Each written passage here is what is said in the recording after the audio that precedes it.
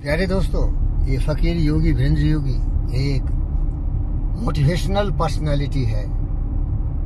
ये जिंदगी में फकीर बन के पैदा हुआ, फकीर बन के जी रहा है और फकीर बन के मरेगा। फकीर का मतलब है कि ज्ञान बुद्ध भगवान की तरह और आकांक्षाएं और इच्छाएं शून्य। मुझे कुछ नहीं चाहिए, मुझे चाहिए तो इस पृथ्वी पर शांति, मुझे चाहिए तो हर नागरिक बहनों और भाइयों, बेटी और बेटों में साहस हो, जोश हो, ज्ञान हो, बुद्धि हो, विवेक हो, विचार हो, तो सत्य, न्याय, प्रेम, शांति, अहिंसा, करुणा, दया प्रवाह के वेग में प्रबल गति से आगे बढ़ता हो।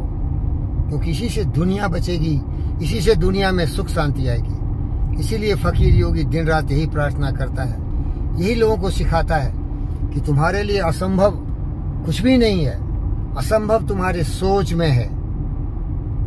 Word impossible is from the dictionary of फूल्स।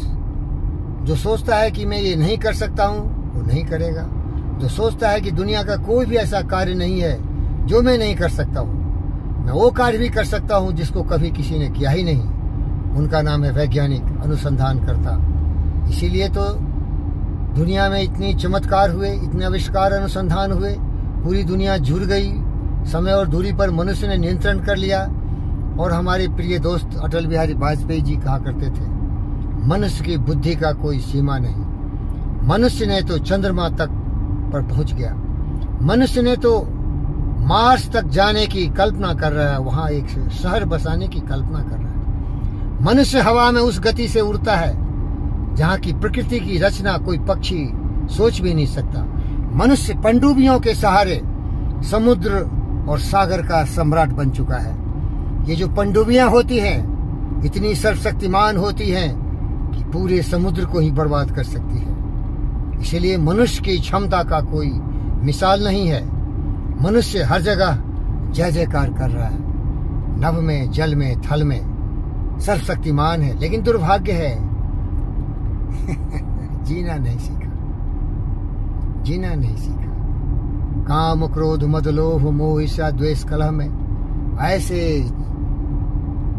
चिपक के रह गया कि शत्रुता बढ़ती गई, ईर्ष्या बढ़ती गई, द्वेष बढ़ती गई। वर्ल्ड वॉर 1 हुए, वर्ल्ड वॉर 2 हुए और भारतवर्ष तो आतंकवादियों का, लुटेरों का, बदमाशों का एक अड्डा रहा। यहाँ के लोग टुकड़े टुकड़े में बटे हुए थे और यहाँ बाहरी शक्तियों ने आके इसको बार बार गुलाम बनाया। इसीलिए चलते चलते हिंदुस्तानियों को बताना चाहता हूँ, ए मेरे हिंदुस्तान के भाई और बहनों, ये पृथ्वी हमारा परिवार है, सारी आत्माएं समान हैं। हम इतनी सर्वशक्तिमान हो कि सबको ये शिक्षा दे सके जो मैं दे रहा हूँ। ये धरती और नगरी है पृथ्वी पर बुद्ध और विवेक की, जो केवल ज्ञानवान, विचारवान, बुद्धिमान थे, सर्वशक्तिमान थे।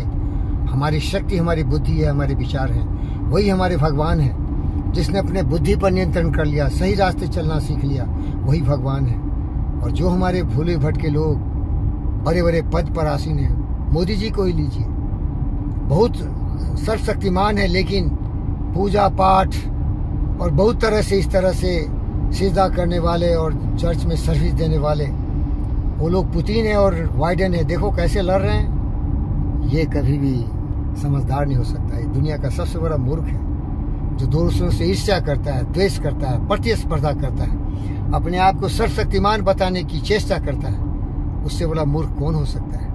अरे मैं तो सर्वशक्तिमान पूरी दुनिया को देखना चाहता हूँ और मैं तो केवल सेवक बनना चाहता हूँ। हो सके तो हर पैर को चरणामृत लेके धो के पीऊँ, हो सके तो हर आंख की आंसू पोसूं।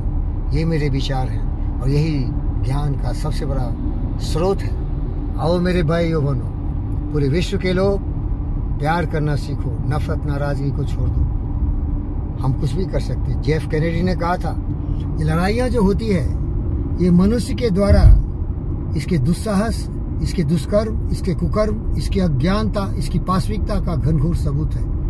अगर सारे व्यक्ति ज्ञानवान, विचारवान, बुद्धिमान हो जाएं तो लड़ाई की आवश्यकता ही क्या है। तो मैं लड़ाई की आवश्यकता को दूर करते हुए प्रेम, शांति, अहिंसा का करुणा प्रवाह बरसाने के लिए बोलता हूँ। अपने अहंकार को छोड़ दो, साधो मन का मान त्यागो, काम क्रोध संगत दुर्जन की ताते अनिस भागो, साधो मन का मान त्यागो।